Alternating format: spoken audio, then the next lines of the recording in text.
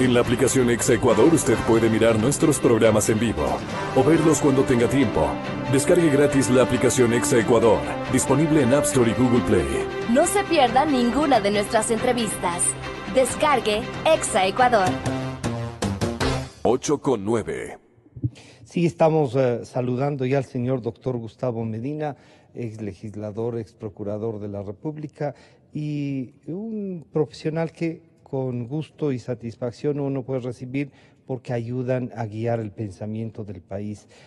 Son de las cosas que el Ecuador tiene y debe sentirse orgullosos. Gracias por acompañarnos, doctor Medina. Estamos tratando el tema jurídico del vicepresidente de la República.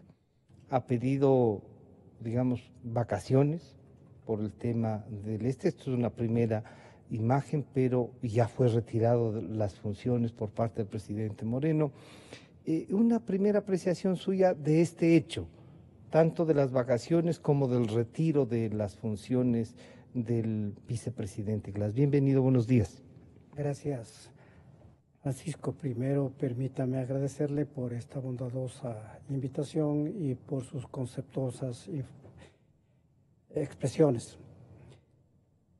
La situación de el vicepresidente de la República en funciones, sin funciones, lo cual es una primera incoherencia, me parece a mí que está definida. Definida en cuanto a que, sobre todo, con la contribución del Departamento de Justicia de los Estados Unidos de América, han llegado una serie de informaciones, de datos, especialmente del tránsito de los dineros sucios venidos desde Odebrecht. De suerte que pienso que en la audiencia de preparación de juicio que por lo que acabo de conocer, de octubre, dice, ¿no? Pues ha solicitado el fiscal general y el magistrado de la Corte Nacional ha dispuesto, pues habrá un dictamen acusatorio. No se puede entender de otra manera. Se han ido sumando una serie de datos que están en esa línea. De suerte que me parece a mí que es un empeño de la defensa del señor Glass aquello de revisar la medida preventiva, pero como no han cambiado en absoluto, tanto más que ya está cerrada la instrucción fiscal, no han cambiado las condiciones, me pienso que el magistrado de la Corte Nacional dirá en este sentido para negar este pedido de revisión de medidas e ir a lo que es de fondo, que marca el inicio propiamente del juicio penal. Es decir, la audiencia de preparación de juicio es el inicio, reitero, del juicio penal propiamente dicha, porque previamente se han acumulado lo que se llaman elementos de convicción que ya en el momento del juicio habrán de ir convirtiéndose en pruebas de cargo o de descargo. La actuación del procurador, y acusando también, ¿pesa en este sentido que usted ha reflexionado? Yo creo que aunque sea tardía la presencia del procurador, que dicho sea de paso, ha tenido una estrategia del silencio. De todas maneras, es importante porque él tiene el deber de intervenir como único representante judicial del Estado en todos los juicios de cualquier naturaleza que fuesen en los que están comprometidos intereses públicos. De suerte que la presencia del Procurador General del Estado va a ser importante ya en la etapa del juicio propiamente dicho, para demostrar sobre todo la cuantía de los perjuicios ocasionados al Estado Lo que suelen decir ecuatoriano. los abogados, la reparación Que para integral. mí, cuantía de perjuicios que para mí no está en función de los valores entregados por Como cohecho o coima, lo que fuese, ya. por coima, para utilizar una expresión común, sino en función de los sobreprecios y de la mala calidad de las obras. Eso tiene que cuantificarse. Claro que es una tarea difícil, pero vuelvo a repetir, no está en función de lo que se ha dado, sino en función de los sobreprecios que habrían habido en cada uno de esos contratos y de la calidad de las obras que se han realizado, porque en este segundo rubro hay muchos cuestionamientos. Saludamos al señor doctor Roberto López en la ciudad de Guayaquil. Doctor López, ¿usted encuentra primero algún espacio a través de la cual se puedan pedir la sustitución de medidas cautelares y la participación, el juicio, digamos, la participación del procurador, la participación del fiscal, cuando ya se ha cerrado todo esto para iniciar el juicio? Está previsto para el 18 de octubre ya la audiencia esta. ¿Cómo evaluaría usted el proceso del tema vicepresidente Glass? Buenos días, doctor López. Buenos días, Francisco. Un saludo al doctor Gustavo Medina, ex procurador general del Estado, y al público que nos escucha. Mire, yo creo que el tema de la prisión preventiva del señor Glass no tiene por qué sufrir modificación alguna, porque el COIP, el Código Penal, dice que la razón de la prisión preventiva es solamente asegurar la presencia del sindicado en el proceso. Es decir, las circunstancias que hacen que el señor Glass se encuentre en estado de prisión preventiva no han variado. Al contrario, yo diría que se han agravado, porque lo que se ha encontrado es información adicional que lo compromete en un grado superior al que tenía cuando se pidió hace unos días, ¿verdad? Entonces, no encuentro ningún elemento para que el abogado pueda solicitar que esa situación jurídica en la que se encuentra él cambie. Además, tenemos que relacionarla con el tema de la situación política. El señor Glass en este momento se encuentra realmente en estado de ausencia temporal, configurado por el artículo 146 de la Constitución. ¿Qué dice el artículo 146? Dice que ausencia temporal es la enfermedad o cualquier circunstancia de fuerza mayor. ¿Qué es la fuerza mayor? Está definida en el Código Civil, artículo 30. La fuerza mayor es cualquier acontecimiento imprevisto y ejemplifica el Código como los actos de autoridad.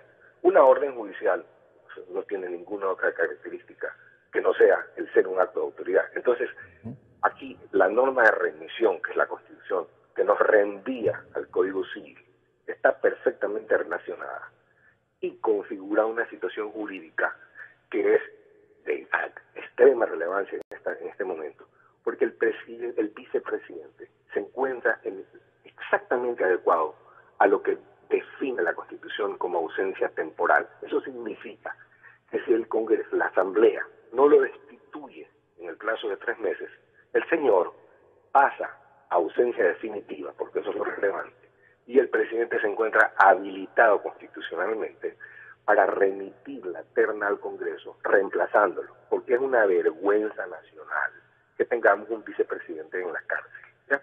Ahora, aquí hay también algo adicional que es necesario que el público lo entienda. Yo creo que el señor Glass no es sino una gigantesca estrategia de entretenimiento, de distracción, una cortina de humo que nos está separando, que nos está llevando hacia el lado izquierdo cuando deberíamos estar yéndonos totalmente hacia el lado derecho, para establecer quién es el responsable de lo que está sucediendo al Ecuador y de lo que ha sucedido ya. Y ese responsable no es otro, sino aquel que expidió el decreto 316, nombrando al señor Glass como el hombre de negocios que podía manejar todos los negocios públicos del Ecuador, por una situación que se origina en la Constitución. La Constitución del Ecuador no le asigna funciones al vicepresidente. Esa peligrosísima apertura que existe en el texto constitucional, que no existe en ninguna parte del planeta, es una cosa gravísima, porque eso es lo que le permite al señor Correa haberlo convertido en el hombre de negocios al señor Glass. Por eso es que siempre he sostenido y sigo sosteniendo que la consulta popular no es la solución a los problemas del Ecuador. Se necesitaba una constituyente para corregir los miles de defectos que existen en la Constitución, entre los cuales está que el presidente se puede haber ido del país, y no como era antes, que tenía que quedarse un año a responder por la gestión de su gobierno. La peligrosa apertura de que el presidente no jure acatar la Constitución, toda la barbaridad de problemas que tenemos en el sistema electoral y en la construcción misma de la Constitución, que inserta dentro de la administración pública todas las funciones del Estado. Es decir, la Constitución está llena de problemas que no se van a resolver con esta consulta. Esta consulta es una estrategia de distracción porque hay algo que no está sucediendo y que debería estar sucediendo. El señor Santos declaró que el vicepresidente pedía para el presidente de la República y que le pidió $1 millón para la campaña electoral. La gravedad de esa afirmación es realmente algo que deslumbra, pero no veo al fiscal investigando. Es que le van a pedir dónde están las pruebas de esa solicitud. ¿De cuál solicitud? Esta del $1 millón. ¿Cómo prueba que le pidieron? Mire, desde que el mundo existe, la historia registra que el tareo es uno de los elementos procesales en los que dispone la justicia para establecer la verdad. El rey Salomón careó, porque eso fue lo que hizo, a 2 mujeres, diciéndoles, a ver, ustedes dicen que este es su hijo, ya, ok, matémoslo y partámoslo por la mitad. Automáticamente la madre dijo, no, déselo al otro. Ese es el primer careo de la historia. El rey Salomón utilizó su ingenio ¿para qué? Para llegar a establecer la verdad. Eso era lo que quería. Él no iba a cortar al niño por la mitad. Entonces, cuando se produce una situación como esta, lo primero que debió haber hecho el fiscal es sentar al señor Santos con el señor Glass y con el señor Correa y carearlos, pues. Pero es que el fiscal no mueve un dedo, ese es el problema. Yo lo he dicho antes, tenemos un año, cuando alguien se mete a su casa y lo roba, ¿usted qué es lo primero que le pregunta a su esposa cuando lo llama a decir, pues, qué se llevaron? Pues para establecer cuánto fue lo que se perdió. Tenemos un año de gobierno ya y no hay nadie preguntando cuánto es lo que hemos perdido, cuánto es lo que se han robado. Alguien rastreando el dinero.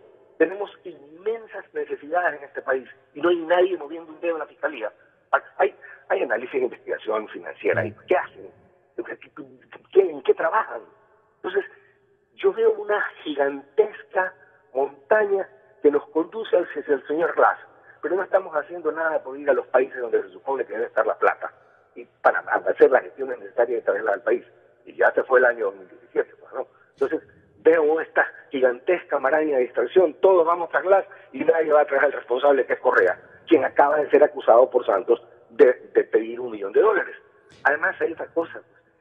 Odebrecht se va del país porque el señor Correa la saca a insultos, a gritos, como sea siempre. De repente, el 20 de diciembre, el señor Correa viaja, del 2008, el 20 de diciembre el señor Correa viaja al Brasil, se reúne con el señor Lula, y el señor Lula llama a la prensa y hace declaraciones diciendo que ya está arreglado el tema, que Ecuador va a seguir pagando las cuotas. ¿Qué es esto? Odebrecht tenía un manual estandarizado de procedimientos. En toda América, ¿no? ¿No, verdad? O sea, casi deberían de publicar un libro. Pero, doctor López, yo les voy a pedir que escuchemos lo que dijo el presidente Moreno, para que en virtud del análisis que ustedes, tanto el doctor Medina como usted hacen, no encontremos también ahí en la propuesta del actual presidente una salida. Esto es lo que dijo el señor presidente Moreno. Claro, está inhabilitado. El término es inhabilitado por fuerza mayor para ejercer la función. Entonces, en ese momento hay que tomar una decisión. Todavía no le corresponde vacaciones, un anticipo de vacaciones. Bueno, yo pienso que, el señor vicepresidente, independientemente de ese estado, en la situación en la que está, merece todo el respeto y que se cumpla todos los procedimientos y aquello que determina la ley. Y si es que la Asamblea decide hacer un juicio político, es su decisión. Si es que la justicia decide sentenciarlo, también es su decisión. Y es nuestra decisión considerar de que está inhabilitado para poder cumplir función. Una persona que está encarcelada no puede cumplir con la función de vicepresidente. Entonces, en base a eso, yo he pedido al equipo de abogados de la presidencia que me ayude a tomar una decisión. Doctor Medina, y esta decisión la tomaron, ya encargaron la vicepresidencia a la doctora Vicuña, que está ejerciendo la vicepresidencia encargada, pero claro, no hay una resolución. ¿El juicio político podría entrabar el jurídico o entendemos, como normalmente era, que el político más bien puede reforzar el tema judicial? Mi saludo al colega doctor López a la distancia. Yo quiero manifestar, conteste, como decimos los abogados, con las reflexiones jurídicas, un poco menos con la reflexión política en cuanto a la consulta popular. Pero usted me ha formulado una pregunta que quiero que lo repita para que haya contexto en mi respuesta. Le decía que si la propuesta del señor presidente Moreno, al haberle ya encargado la vicepresidencia, y entre el otro acto, el juicio político, ¿puede parar el tema judicial o el juicio político puede reforzar el tema judicial? En la primera parte hay que distinguir entre la ausencia temporal y la ausencia definitiva del vicepresidente de la República. La ausencia temporal puede darse por razones de enfermedad o por cualquier otra causa de fuerza mayor. Y fuerza mayor es la orden judicial por la que el señor Glass se encuentra privado de su libertad. Y en estando privado de su libertad no puede ejercer físicamente las funciones de vicepresidente, así tuviese funciones. De suerte que a mí me parece que se va procedido conforme a la Constitución cuando se ha designado una vicepresidente encargada provisional temporal. Si es que transcurre el tiempo y se llega a 3 meses que no se resuelve la situación del señor Glass, ya se produciría el otro fenómeno, el fenómeno de la ausencia definitiva, en cuyo caso hay que recurrir a la propia Constitución que manda que el presidente debe enviar a la Asamblea una terna de ciudadanas o ciudadanos de la cual se ha de elegir al vicepresidente o a la vicepresidenta. Ahora hay que hablar en sentido de género por el periodo que ejercerá, por el periodo que falta respecto al cual fue elegido el cesado. Esta es la primera situación. La segunda situación, hay que distinguir claramente, y eso deberían hacerlo los señores asambleístas, entre un juicio político y un juicio penal. El juicio político no tiene por objeto establecer la comisión de una infracción, ni tiene por consecuencia la privación de la libertad. La consecuencia del juicio político es la cesación del cargo, la destitución del cargo. ¿Por qué? Porque ha cumplido o no ha cumplido las funciones que debía hacerlo de conformidad con la Constitución y la ley en el ejercicio del cargo que el enjuiciado político ha tenido. Esto es tan claro, puesto que la propia Constitución establece que para el trámite del juicio político no hace falta juicio penal previo. Esto tiene que entender. Y cuando le piden dónde están las pruebas, no hay las pruebas. No, pero es que no tienen que haber pruebas de que ha cometido tal o cual infracción. Tiene que haber pruebas de si ha cumplido o no ha cumplido sus deberes constitucionales y legales. Y en función de eso pueden saltar la posibilidad de que se hayan cometido infracciones penales en cuyo caso el propio Parlamento tiene que trasladar a la Corte todo lo actuado a la Fiscalía para que se instaure la investigación correspondiente que podría devenir en un juicio penal. El juicio penal, propiamente dicho, es de otra naturaleza. Ahí sí hay que actuar primero elementos de convicción cuando se está en etapa investigativa y luego pruebas cuando ya se está propiamente en la etapa de juicio. Y el propósito del juicio penal es establecer responsabilidades de una o más personas respecto de un hecho dañoso. ¿Para qué? Para imponerle una sanción de privación de la libertad, aparte de otras sanciones y consecuencias, entre los cuales está resarcir la reparación integral, los daños que la o las infracciones han ocasionado. De suerte que desde mi punto de vista, pues los dos procesos no se interfieren recíprocamente, pueden tramitarse paralelamente porque son, reitero, de diferente naturaleza, con diferente trámite y con consecuencias diferentes. Señor doctor López, ¿hará falta un juicio político o ya no es necesario? Queda claro que no interfiere el uno del otro. A usted, desde la experiencia y el análisis, dice, ya no hace falta que la Asamblea, que paró la primera vez, vuelva a insistir. ¿Qué piensa usted? En primer lugar, estoy totalmente de acuerdo con el doctor Medina en lo que acaba de expresar. El juicio político es un juicio que lo único que busca es la separación del cargo del mal funcionario. O sea, el juicio es un juicio por mal desempeño en el ejercicio del cargo. Pero esto nos conduce a otra de las distorsiones serias, graves del sistema, que hay que corregir en la Constitución del Ecuador y que no viene de la Constitución de Montecristi, viene de atrás, casi desde las primeras constituciones.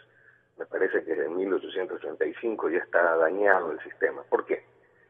Nosotros hemos establecido el juicio político a partir de causales, el cohecho, el peculado, la concusión, el enriquecimiento ilícito. Antes había traición a la patria también. El juicio político es un juicio de responsabilidad, por responsabilidad política. ¿Qué es responsabilidad política? La que nace de la acción de gobierno. Dilma Rousseff fue destituida por responsabilidad política.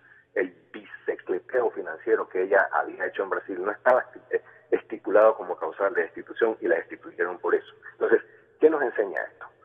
Que el juicio político no requiere causales penales. Es ridículo si el juicio penal se inicia por peculado, por cohecho. ¿Por qué esas son las causales que está establecida, que establece la Constitución para separar de cargo al mal funcionario? O sea, está mal diseñado el sistema. Están diseñadas para el presidente ladrón, cuando en realidad eso le corresponde a la justicia penal. Es totalmente antinómico, hay una colisión ahí entre lo que es responsabilidad política y lo que es la tipificación que hace la Constitución del Ecuador. Probablemente obedece a una mala traducción, porque nosotros copiamos el sistema norteamericano, y ahí se usa la expresión high crimes, que quiere decir altos crímenes. Pero también hay que entender el contexto de la época, la forma en que se hablaba en 1787. Entonces, algún día tenemos que volver a redactar la Constitución y establecer realmente cómo es el juicio político. En Francia, la Constitución francesa simplemente establece la necesidad de la moción de censura. Con la moción de censura se pide el juicio político y si hay los votos se destituye. Lo que pasa es que el Parlamento abusa de esa facultad.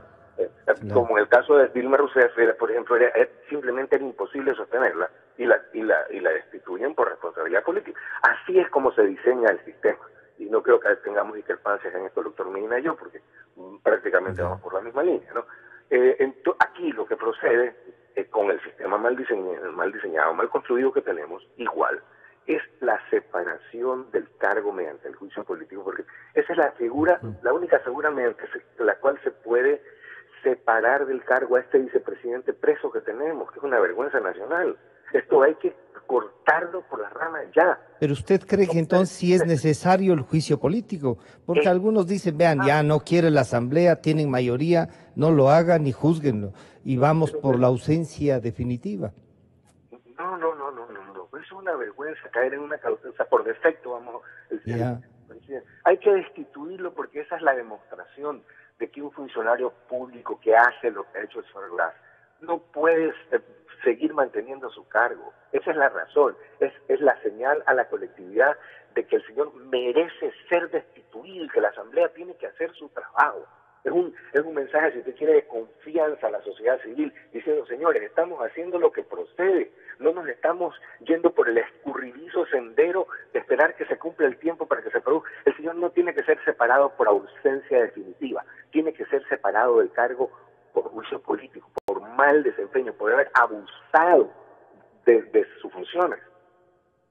Doctor Medina, entonces, de acuerdo con lo que nos está diciendo, hace falta el juicio político, han coincidido en diferenciar las dos cosas, pero ahí diría, el 16 de octubre, ¿qué deberíamos esperar entonces?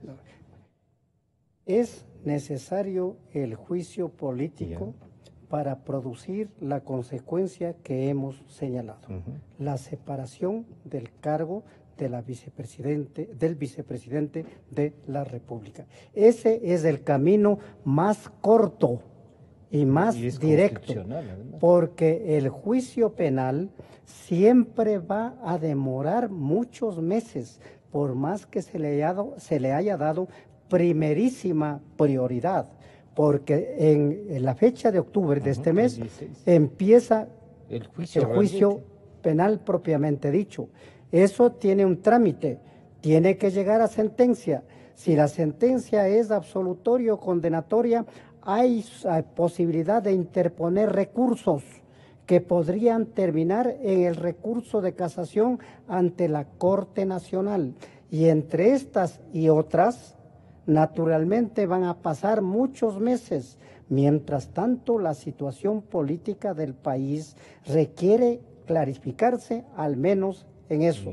Al menos en eso, porque estoy de acuerdo también con el doctor López en cuanto a que vivimos una verdadera maraña política que empieza precisamente por las imprecisiones e incoherencias de la propia Constitución de Montecristi. Señor doctor López, planteado así el tema, entonces el 16 de octubre se inicia el juicio, usted nos ha dicho no se puede, la asamblea y el doctor Medina coincide, no se pueden dejar sino enfrentar el tema políticamente. ¿Habrá decisión política o intentarán políticamente alargar una resolución y con lo cual no podemos hacer lo que usted pedía hace un momento, seguir la ruta del dinero? Mire, en primer lugar yo pienso que la Asamblea va a seguir haciendo exactamente lo que ha hecho durante esta década, ¿no es verdad? Siempre tratar de desviar el tema para no llegar a las consecuencias que deben obtenerse. Y en cuanto a la ruta del dinero, ahí sí yo creo que esa es una carga que le corresponde ya al Ejecutivo. Es decir, si yo veo que el fiscal no hace nada, y no es interferencia de funciones ni interferencia de poder, sino el sistema presidencial también es un sistema de coordinación de funciones. A ver, señor fiscal, usted está haciendo algo para buscar la plata, pues diríjase al Departamento de Estado de los Estados Unidos, comencemos por ahí, para averiguar, porque los Estados Unidos tienen sistemas de inteligencia que saben todo, a ver, que nos ayuden a identificar dónde hay grandes... Mire, las masas monetarias que han salido del país son de tal dimensión, hay expertos financieros que han hablado de diferentes tendencias, que dicen que lo que no se sabe, el monto que no se sabe que falta, son 70.000 millones de dólares, ¿ya? Porque los ingresos de toda la década eran 370.000 millones, pero hay 60.000 millones más en deuda, es decir, han ingresado 430.000 millones de dólares al Ecuador. Y de esos 430.000 millones tienen identificado que se han gastado 360.000 millones, se han invertido, se han dilapidado, todo lo que sea, se han gastado en gasto corriente, pero está identificado a dónde fue el dinero. Pero hay 70.000 millones de dólares, 70.000 millones de dólares es el presupuesto de 3 años, que no se sabe dónde están. Entonces, la función ejecutiva, que es quien ejerce no solamente la función política de gobernar, porque el Ejecutivo es dual en el sistema presidencial, sino también la de administrar el país. Tiene que llamar al fiscal y decirle, a ver, señor, usted está haciendo algo para establecer dónde está el dinero que se nos ha perdido. Primero, el monto, ¿no? Y segundo, está haciendo alguna gestión, porque, ¿sabe qué? Yo lo voy a ayudar, ¿no? No voy a interferir en la labor de la Fiscalía, pero voy a comenzar a hacer las averiguaciones. A ver, señores de Estados Unidos, ayúdenme. La plata está en Irán. Ok, señores Irán, por favor, yo soy el presidente de la República del Ecuador, me acaban de informar que aquí hay 10.000 millones de dólares. Hágame el favor, devuélvamelos, quédese con un fee, un porcentaje, pero devuélveme la plata porque yo la necesito para administrar mi país. Hay gente pidiendo caridad en el Ecuador. Entonces, ¿tendrá que hacer eso el procurador y no el presidente? No, un poco para que no digan si es el presidente todas las funciones, por lo tanto es el jefe de todos. No, es que mire, hay que tener también claridad en lo que se dice. Decir eso sería desconocer la Constitución. El artículo 147, numeral 5, dice que quien dirige la administración pública y quien la organiza, si usted ve la acepción de organizar en el diccionario, organizar es poner la casa en orden. Y la casa está en un gran desorden si el dinero se ha ido, ¿no? ¿Verdad? Entonces el presidente tiene la competencia, no solo la competencia, porque las competencias públicas tienen un sentido dual de potestad, pero de deber. Entonces el presidente no es que puede, no, él debe hacer lo que yo le estoy diciendo, debería hacerlo, porque a él le corresponde la administración del Ecuador. Entonces si ve que la Fiscalía no hace nada, pues coja el toro por los cuernos y haga lo que tiene que hacer. ¿Ya? No se puede confiar, o por lo menos hable con el fiscal para que comience y se ponga a trabajar, porque el fiscal tiene un año en su puesto, está del año anterior, y no mueve un dedo por recuperar el dinero, ¿ya? Sin perjuicio de lo cual el juicio político tiene que iniciarse para separar al señor Glass de su cargo, como dije antes. Doctor Medina, esta ruta del dinero y esta gestión que el doctor López dice que puede el señor presidente hacerla, pero el fiscal a propósito está desde abril, me parece que se adelantó la salida del doctor Chiriboga. Pero bueno, en todo caso, desde ahí ya podría haber hecho, ¿no? Y más aún con la declaración del expresidente Correa de que sí sabía él también lo que venía desde afuera. La ruta del dinero merece que el presidente Moreno comience a intervenir. Creo que hay que puntualizar que antes de la campaña electoral hubo lo que yo señalé en este mismo medio, una estrategia pausada de investigación para que no aparezcan los datos respecto de la corrupción antes de la primera y segunda vuelta electoral. Esos datos han llegado en estos 2 CD remitidos por el Departamento de Justicia de los Estados Unidos de América. Yo pienso que en esa información debe estar la llamada ruta del dinero, porque recuerdo que los Estados Unidos sancionaron por hechos criminales ocurridos en el fútbol, en la FIFA, en la que habrán ocurrido fenómenos más o menos parecidos a la ruta del dinero. De otro lado, hay que pensar que si bien el proceso por el que se le llama, o sea, se ha señalado ya audiencia de preparación de juicio, se refiere a asociación ilícita, esta infracción no es un delito fin, es un delito medio, es un canal para cometer otras infracciones. Y el propio fiscal, le hemos escuchado, ha señalado que está adelantando otras investigaciones por otros hechos que podrían ser cohecho, concusión, enriquecimiento ilícito, organización delictiva, propio peculado. De suerte que ahí es donde tiene que establecerse, como creo que se va a establecer, la famosa ruta del dinero. Porque en los Estados Unidos, aunque nos pese decirlo, sí son minuciosos en materia de investigación delictual. Y ellos condenaron a los responsables de la FIFA. Ellos han enviado datos respecto del fenómeno conocido como Odebrecht, de modo que en la Fiscalía debe haber la suficiente diligencia, operatividad y asistencia técnica para dilucidar todos esos datos. Yo pienso que por propia responsabilidad del fiscal general y por su responsabilidad ante la historia, porque le ha ubicado en una situación tan seria que él tiene que pensar en su futuro, tiene que pensar en su familia y tiene que pensar que la vida le ha puesto en un momento crucial frente a un hecho asimismo crucial respecto del cual tiene que responder, porque el propio presidente de la República está preocupado de eso. Y más que todo, la conciencia nacional ha puesto sus ojos sobre este hecho. Yo no soy de los que creen que el fenómeno de la corrupción en el Ecuador no ha preocupado ni ha causado preocupación en la gran mayoría del pueblo ecuatoriano. Yo creo que la gran mayoría del pueblo ecuatoriano está muy preocupado por este fenómeno y eso será un factor determinante en el resultado de la consulta popular.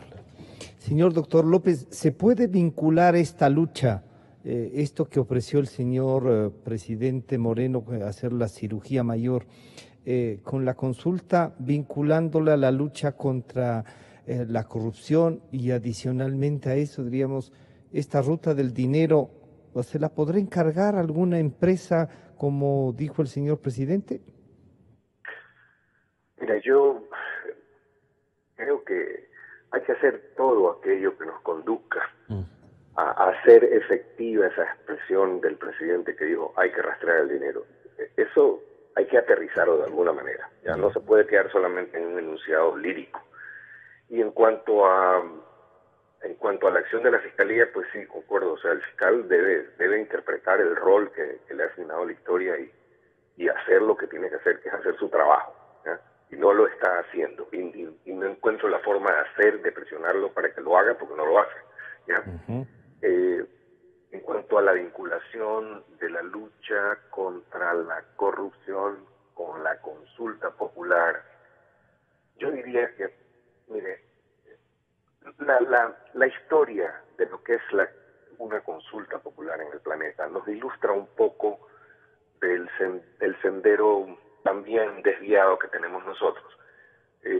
Las consultas populares, los plebiscitos, porque hay que diferenciar lo que es un plebiscito y lo que es un referéndum, ¿no, verdad? Un plebiscito es cuando se consulta una decisión. Si usted consulta, debe ampliarse el periodo de veda del cangrejo, esa consulta no produce una reforma constitucional. Si usted consulta si se debe de suprimir una de las funciones del Estado o reformar su rol de competencias, está ocasionando una reforma de la Constitución. Si usted consulta el tema de la reelección indefinida, está ocasionando una reforma, una alteración, es la palabra que utiliza el artículo 441 de la Constitución. Y las alteraciones de la Constitución que se refieren a los elementos constitutivos del Estado, y el gobierno es uno de los tres elementos constitutivos del Estado, que son el pueblo, el territorio y el gobierno, ¿verdad? Si usted ocasiona una alteración de esos elementos, está cayendo en la prohibición del artículo 441, que dice que se podrá enmendar lo que no toque la estructura fundamental de la Constitución ni los elementos constitutivos del Estado. Entonces, al consultar el tema de la reelección indefinida y al consultar el tema de las funciones del Estado, porque sobre esas funciones se asienta la estructura orgánica de la Constitución, usted está cayendo en la prohibición del artículo 441 y está produciendo un resultado inconstitucional.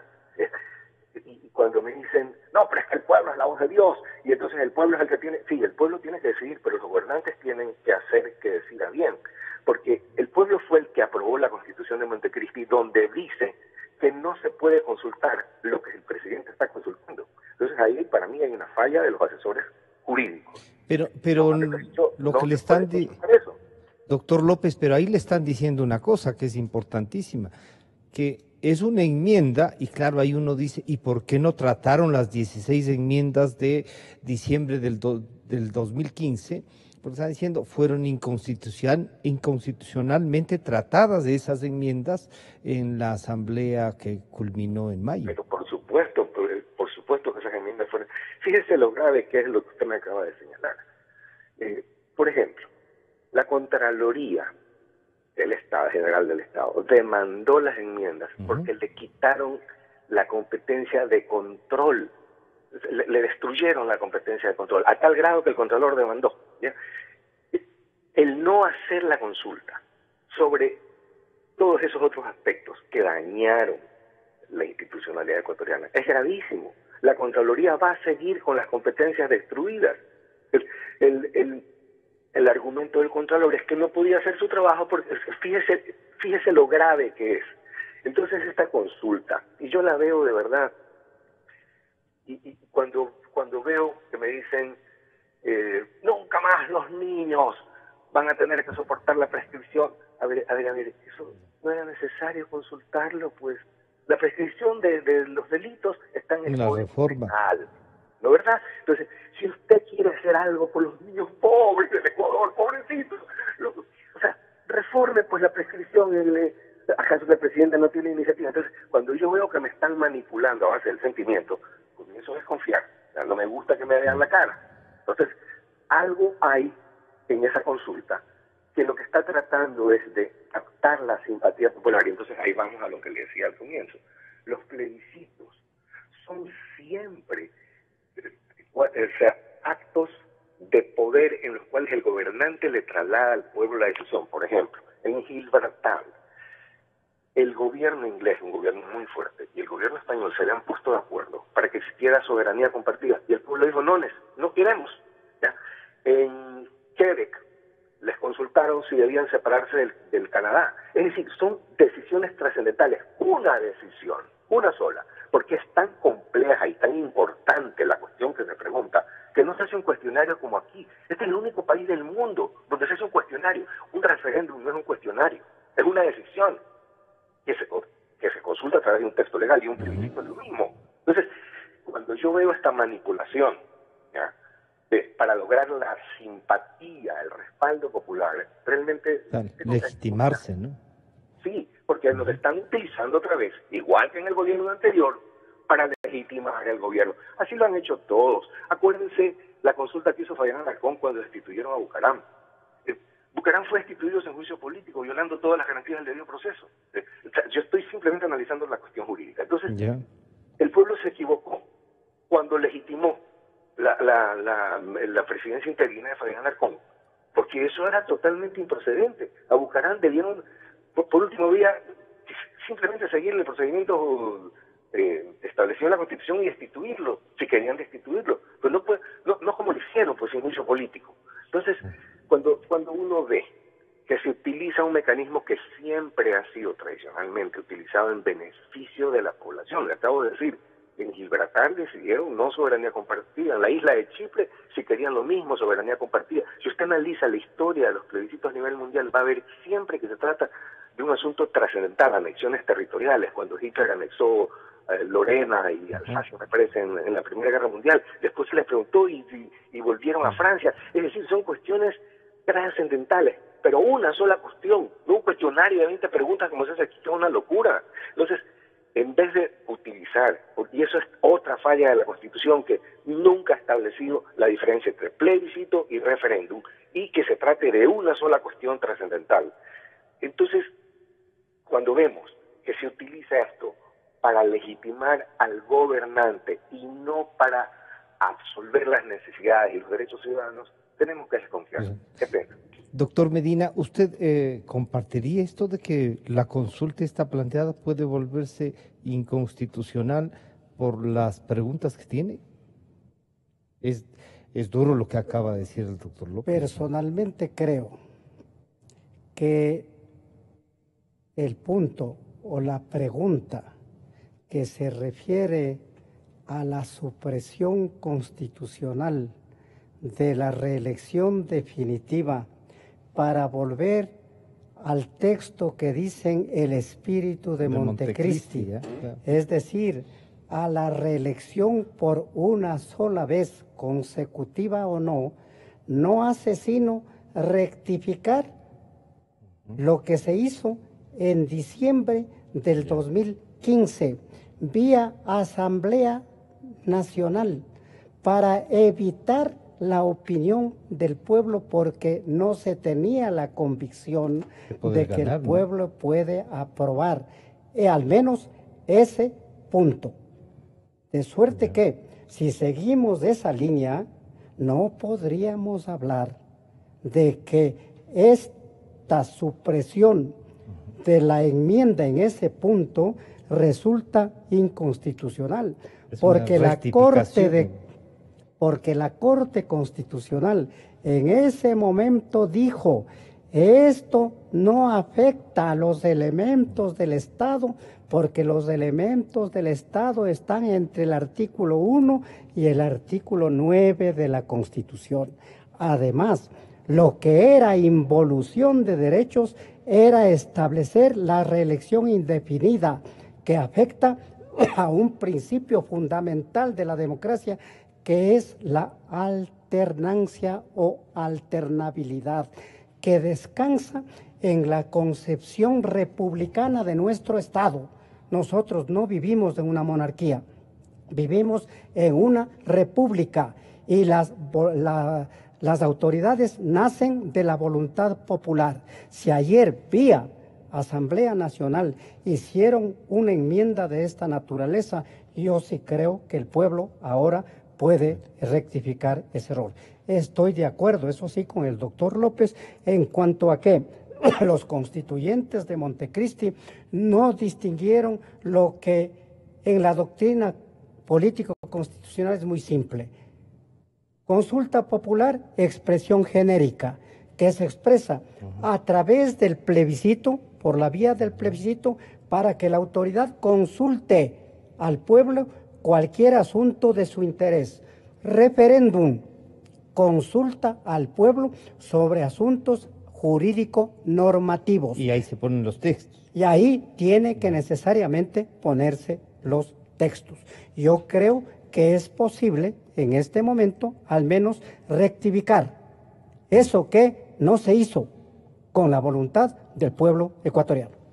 Para concluir y agradecerle, señor doctor López, ¿usted ya ha pensado qué va a hacer con esta consulta? ¿Votará a favor, en contra? Y muchas gracias por atendernos. Mire, realmente es una pregunta difícil esa, pero me gustaría abonar un poquito, porque tenemos una discrepancia el doctor Medina y yo, y creo que es simplemente una cuestión que es superficial, que si vamos al fondo estaremos totalmente de acuerdo. Tengo aquí 3 manuales, uno de Carré de Malberg, un teórico francés muy conocido, otro de León Duguit y otro del expresidente de la Corte Suprema de Argentina, el señor Carlos Fait. Los 3 señalan que los elementos constitutivos del Estado son el pueblo, el territorio y el gobierno. Esos elementos están en el artículo 1, porque si usted lo lee va a encontrar el gobierno, va a encontrar el territorio, va a encontrar el pueblo, ¿no es verdad? Que la Corte Constitucional haya dicho que la enmienda no afecta a los elementos constitutivos del Estado no es una verdad. Eso no es cierto. La enmienda afectaba a los elementos constitutivos del Estado, que son el pueblo, el territorio y el gobierno. ¿Por qué?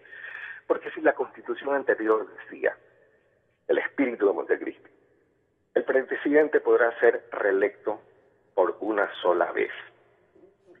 Y se suprime la frase por una sola vez, como decía el artículo 144. ¿Qué elemento estamos afectando? Estamos afectando la forma en que se alterna el gobierno. La Constitución de Montecristi también tiene una trampa muy fea, que es haber suprimido el carácter alternativo del gobierno, que está desde la Constitución de 1835. Pero eso no quiere decir que la Corte Constitucional haya dicho la verdad. La Corte mintió al decir lo que dijo. Se afecta la forma en que se alterna el gobierno si el gobernante puede seguir religiéndose en forma indefinida. Ya no se produce la alternancia del gobierno como estaba previsto en la Constitución de Montecristi. Entonces, lo que hizo la Corte fue decir una mentira. La otra. Pero la dijo en forma de sentencia. ¿Perdón? Pero la dijo en forma de sentencia. Pero es que acuérdense que la justicia está sobre encima de la formalidad, de acuerdo con la Constitución. ¿Ya? Pero aquí hay otra cosa. La pregunta es perversa porque comete un error, y estoy seguro que ese error no es malintencionado, ¿ya? Pero es un error garrafal, porque dice consecutiva o no.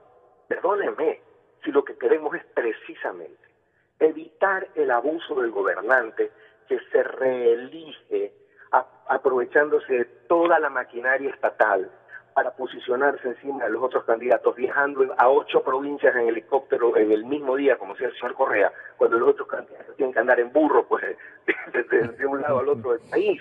Entonces, lo que había que poner era, ¿está usted de acuerdo en que el presidente de la República puede reelegirse por una vez, no consecutiva?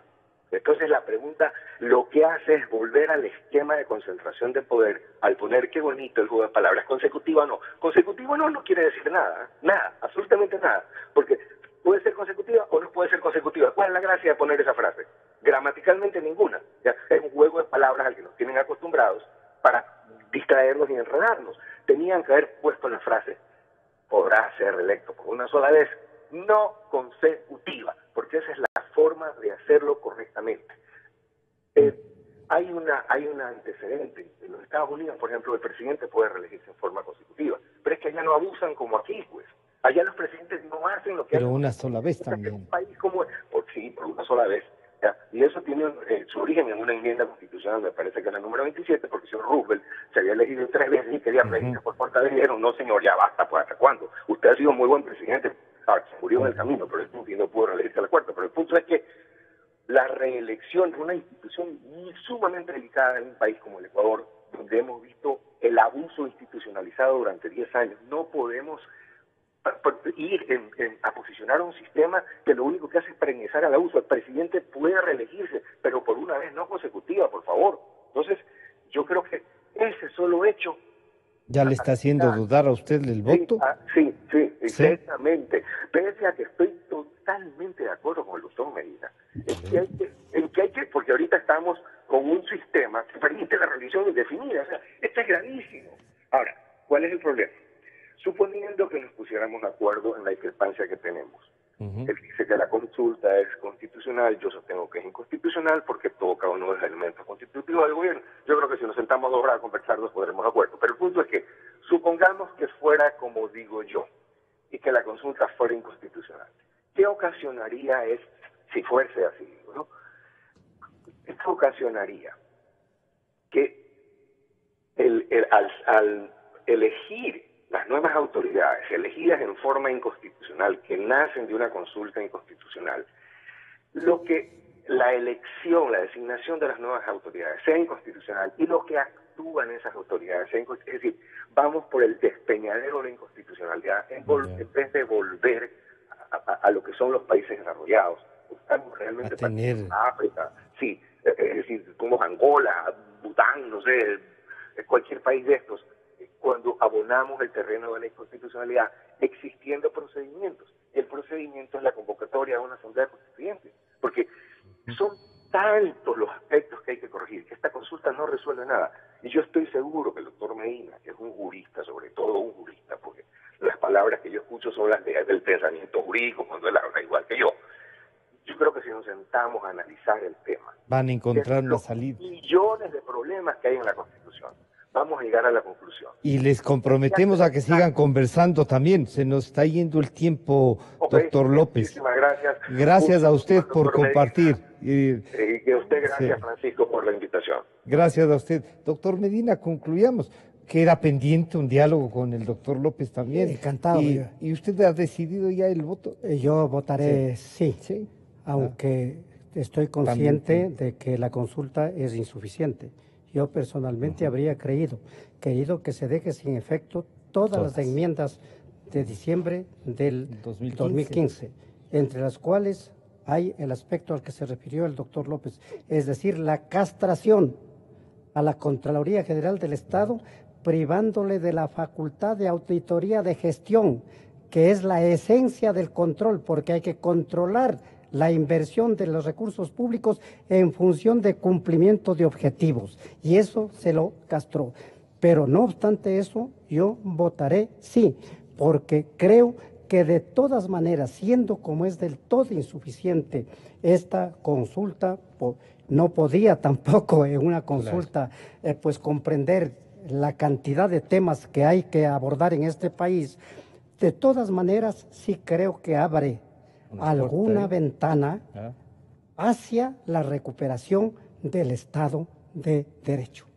Queremos agradecer al señor doctor Gustavo Medina y al doctor Roberto López, con quienes hemos analizado el tema del vicepresidente y hemos concluido con la consulta popular. Nos estamos encontrando el día martes, porque el día lunes, el 9 de octubre, saludar a la ciudad de Guayaquil, y también a propósito, la República China de Taiwán cumplía el día de ayer, me parece, 106 años de su fundación. Un abrazo también a nuestros amigos de la República China de Taiwán.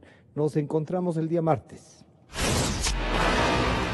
Si no pudo escuchar algún programa de esta semana, mírelo en nuestra aplicación Exa Ecuador.